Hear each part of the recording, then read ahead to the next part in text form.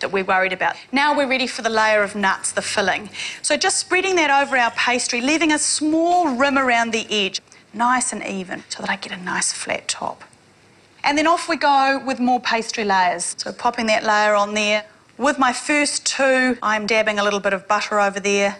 What can at first look like quite a complicated little sweet treat, I actually think turns out to be something quite simple. And it's a good keeper, baklava. Keeps for a couple of weeks. Doesn't go stale because it's all syrupy and delicious.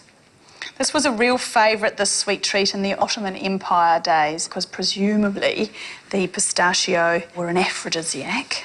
It seems like every country you go to, people have got their little favourite aphrodisiac.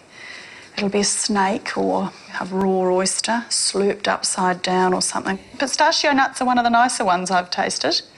I'm down to my last two layers, so this time I'm going to butter in between them. So a little bit of speed is required when you're working with phyllo, just so that it doesn't dry out too much. Brush the top there with butter. Now I need to cut it into a grid pattern. And the trick is start with a definite motion and just straight down. And only go as far as here, because I'll turn my tray round and get that other little bit later. Quite small servings is what we're after, because this is pretty rich. And then turn your tray around while you go getting that extra bit, because it's easier to cut from the top end.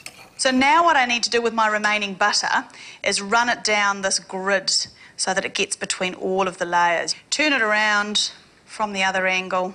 Drizzle it over. Rock your pan back and forward.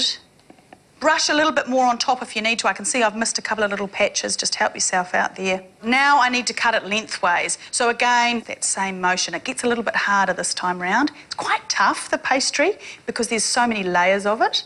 If you do dislodge any of the squares of pastry, just sneak them back with your finger. No one will know. Pretty happy with my portions here. Some of them are slightly bigger than others, and I know which ones I'll be going for later. Now we just need to bake it off. I've got my oven on 175 degrees Celsius, about 20-25 minutes for that until it's puffed up and golden. I'll keep a little bit of an eye on it.